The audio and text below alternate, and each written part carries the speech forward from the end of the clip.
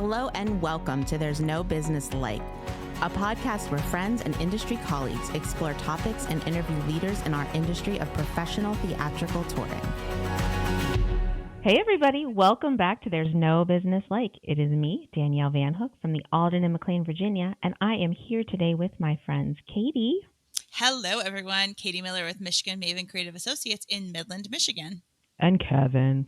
Kevin Maynard coming at you from Tallahassee with opening nights at Florida State University. Awesome. So we are back today with our Max Ideas series.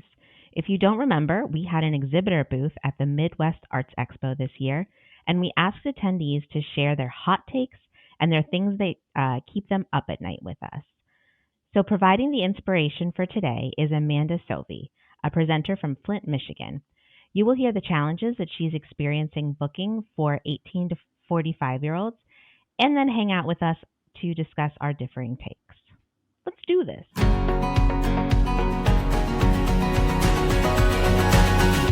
I'm Amanda Sauvie. I am the manager of community programming at the FIM in Flint, Michigan. What is keeping you up at night? I do a lot of local programming, local performers, programming with community organizations, providing music. And so I am often at these community events. And so one thing that I'm struggling with is finding bigger acts that are relevant to the people in our community. I feel like there's an absence of shows or artists that would appeal to, say, ages 35 to 45. And we have a really strong community that is ready for that kind of music in our venues. Of course, that's a great age for family programming, but it's also a really great community to introduce them, kind of bring them into seeing these larger shows and performing arts experiences. So I think that that's one thing is as I walk around a space like this, I struggle to see what would grab the attention of a lot of the individuals from Flint that I work with, that I reach out to. Interesting. So is a presenter, saying to an artist or an agent, what would your ask of them be? Is it thinking specifically about that sort of so that's a millennial audience that you're talking about. So thinking more about millennial audiences, about parents with kids, what would your ask of them be? I think you're right. It's like that millennial audience. In thinking about people who are still artists who are still up and coming, it's just when I walk around this space, it seems like tribute act after tribute act. It seems like we've got the Cirques, we've got the big spectacles, we've got the Broadway. We're missing those smaller space performers that will grab a crowd. And we're also completely missing, at least in our community, I think, anything that's college age or between 20 and 35. So that there's just a big gap that we're missing. Big gap, 25 to 50, I'd say. Sure, almost. Interesting. What genre do you think genres would be interesting in that age range? That's a good question. I think that some of our shows would be very appealing, but I think that we have an absence of musicians, smaller independent musicians who are still very up and coming, who are signing and are performing in the smaller venues. Okay. 1,500 seat theaters and smaller. Okay. I just feel like I don't know, maybe I'm just not going to the right conferences to see these kinds of acts, but my daughters who are, 20 and 17 get excited to go see certain performers, and I'm like, they're playing at a space that would totally work in Flint. Huh. So nothing that I see in a space like Max right now is clicking. That would be just the right thing for that hole that we're missing. Okay, so agents and artists, if you have something that Amanda could use, make sure you get in touch at the FIM. That is so interesting. And as an elder millennial myself, and someone with kids too, I float in that space and looking for entertainment options for my family and entertainment options just for me. Right. I think I would tend to agree with you that there isn't a lot for that 20 to 35 age range, unless it's Backstreet Boys or NSYNC, and none of us can afford those tickets. Right. So thanks for sharing what's keeping you up at night. Thank you. Well, fancy that. Another Michigander on the podcast. Thank you to Where my friend do you Amanda. keep finding all these? There's a lot of us, and we're really great. So I'm always happy to have a fellow Michigander on the show. But thank you, Amanda, for coming by and sitting down and chatting with me in the expo hall. This is a topic that I know we've been talking about as an industry for a while. However, it is worth revisiting, I think, post-pandemic, and as the media landscape keeps changing and our presenting landscape keeps changing. So I am ready to chat about it. I think it's really interesting the way that she frames up the conversation with the venue size in programming for that demographic. Because obviously there's programming that exists for the demographic. It just tends not to be in a venue, smaller than 1,500 seats. I feel like a lot of those venues are also more like clubs or places where you can sort of participate passively, and that there's maybe like some other area to be, or that it's not just like everybody sitting down at one time like in a PAC. Like, do you think the like experience of being in the building or the experience just of coming to a show impacts like whether or not these kind of shows that she's referring to at the larger venues kind of happen there or happen in a more traditional PAC?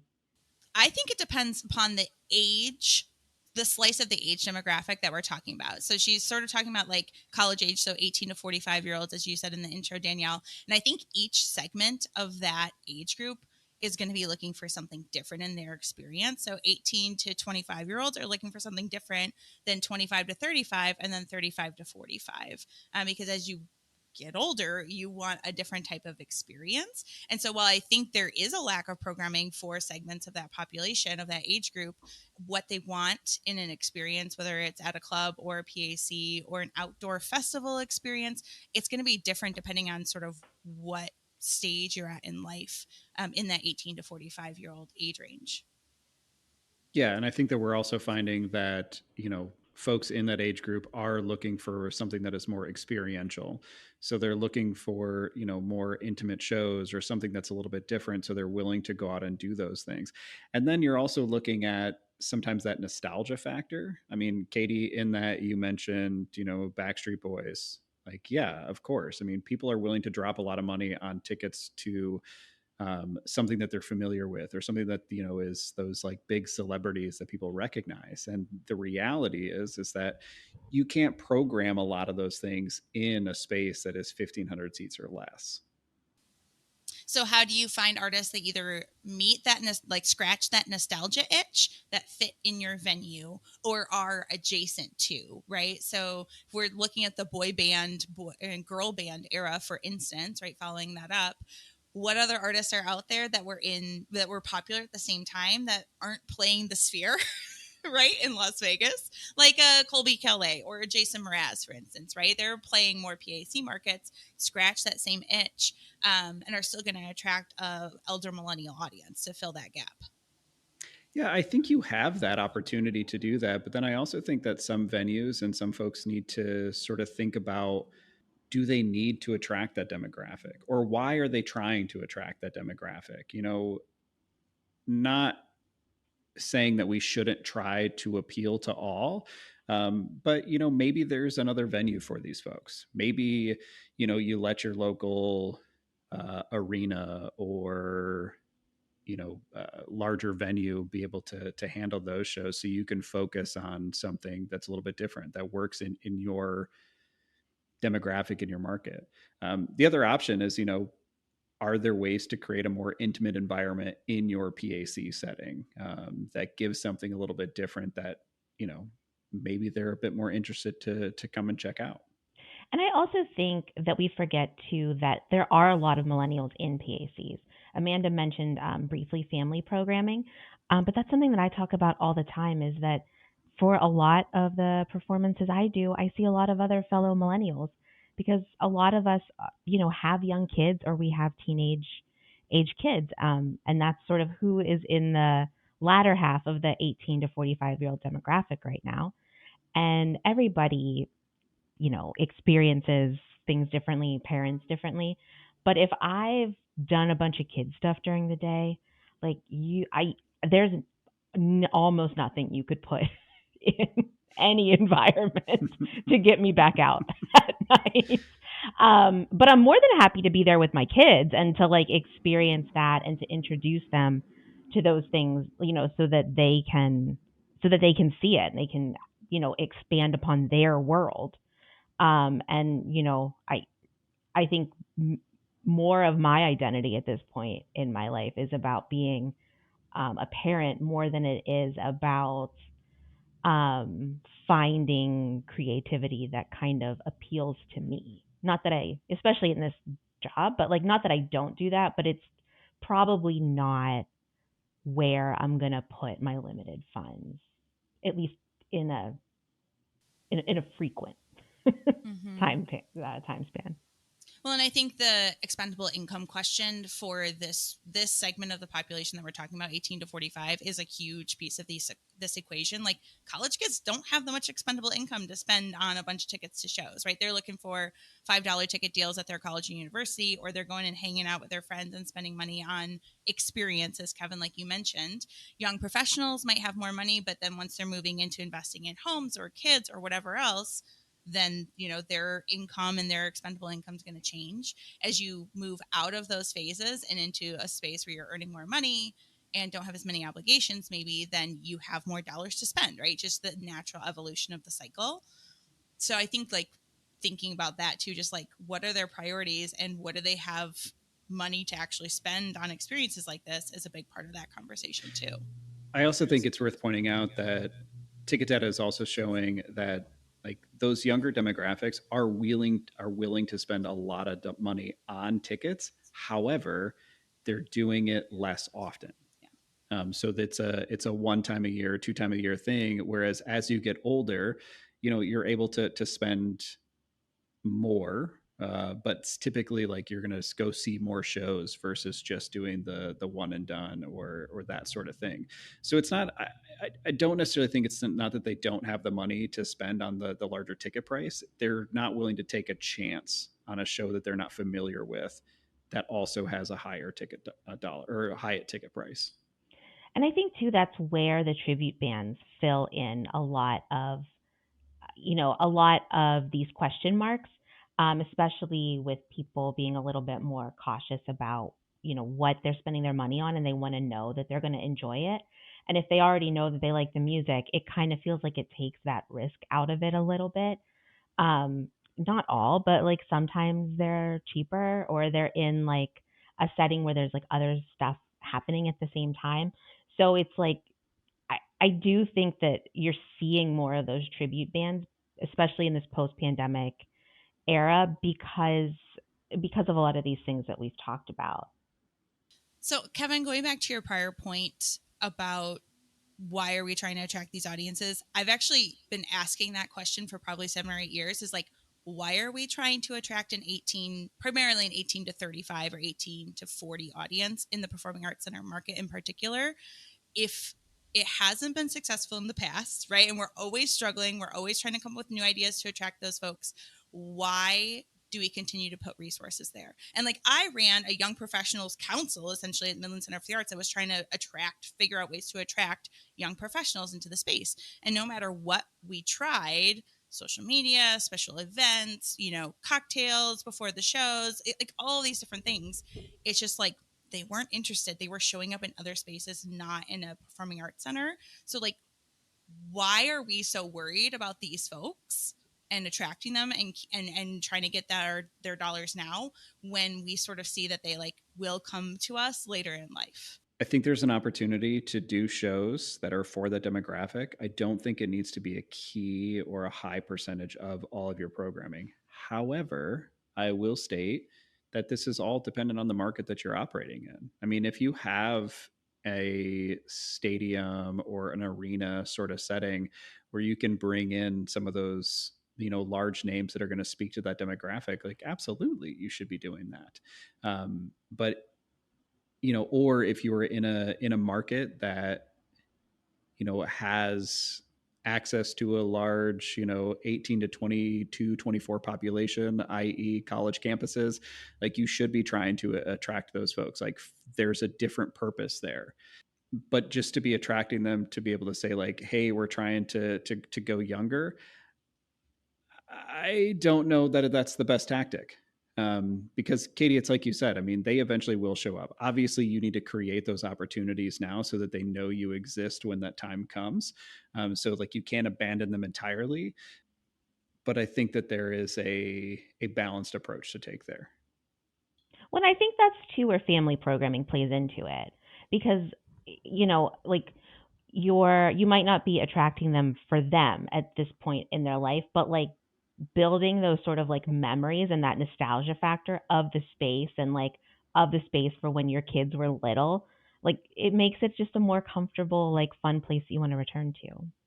So I was interested in your thoughts, Kevin and Danielle, about Amanda's comment about the expo hall and not seeing the programming she was looking for in the expo hall. And her question of like, am I just not going to the right conferences? Is the stuff I'm looking for simply not at the Midwest Arts Expo? And I know Amanda has also attended APAP because I've seen her there. We've like hung out at APAP as well in the past. So to her question or her, query about like, is she not going to the right conferences? Is this programming just simply not at Max or at WA or at Arts Northwest? Or is it just, I was sort of wondering, like, is the stuff that we are potentially looking for these age demographics just sort of hidden away at conferences and other things are standing out more because of their booth design or like how in their face you are that other things are getting lost in the mix? I mean, I think to be completely honest, a lot of the groups that you're going to want to see or the artists or the agencies you're going to want to talk to for that 18 to 45, 35, 45 market are typically going to conferences like AIBA that has a more like commercial focus. The other thing is that I've noticed that especially with some of these larger agencies, your WMEs, your CAAs, your UTAs, those sort of things, one, they're coming to conferences less and less. But two, their booths aren't big and flashy. I mean, they've got, like I think of Wasserman at Max this year, had a really great conversation with their agent, but it was him, a table, and the pre-printed Wasserman music sign above his head. It wasn't big and flashy, but to be honest, he did need it because I knew the agency I was going to talk with and the things I wanted to try to book there. Well, and I think too, agents want to represent the people that they're seeing book into venues and sell more often. And if, a lot of presenters aren't necessary, like presenters on our side of the industry or our part of the market aren't booking it as much, then they're also not going to be selling. I mean, I think there's a supply and demand and some like market things going on.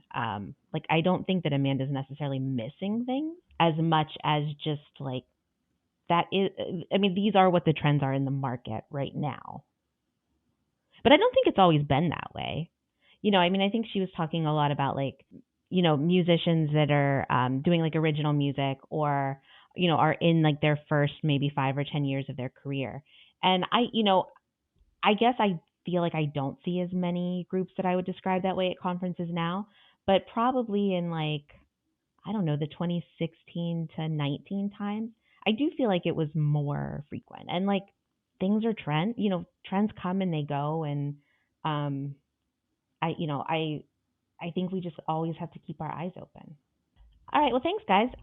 If anybody listening has any other thoughts about programming for our missing middle, our 18 to 45-year-olds, our millennials, and I don't know, what's the next generation? Gen Z?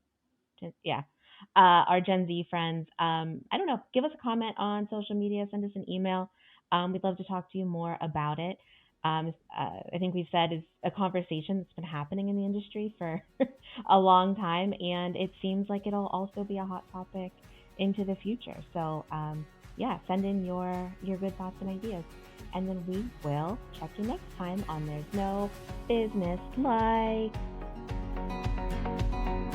All right, everyone. Thanks for listening to There's No Business Like. Our producers and hosts are Brian Zelmer, Josh Benson, Kevin Maynard, Katie Miller, and me, Danielle Van Hook. Views expressed in this podcast are ours alone and are not reflective of the organizations we are a part of. Keep up with us at nobusinesslife.com. There you'll find links to all of our episodes and socials. If you like this podcast, give us a like, a follow, a review, or our favorite, a 5-star rating. Oh wait, what was that site? I got it, don't worry. It is nobusinesslife.com. Do I sound out bus-I-ness every time I type it? Yep, sure do. Stay in touch, my friends. Danielle, how did that go? Y'all ready for this?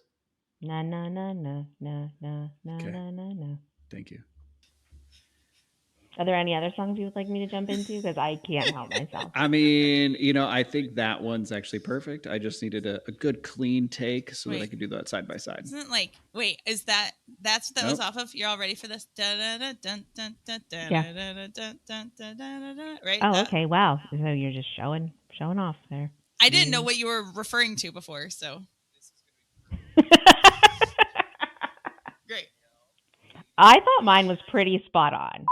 Y'all ready for this? Na na na na na na na na na na. Y'all ready for this? Y'all ready for this?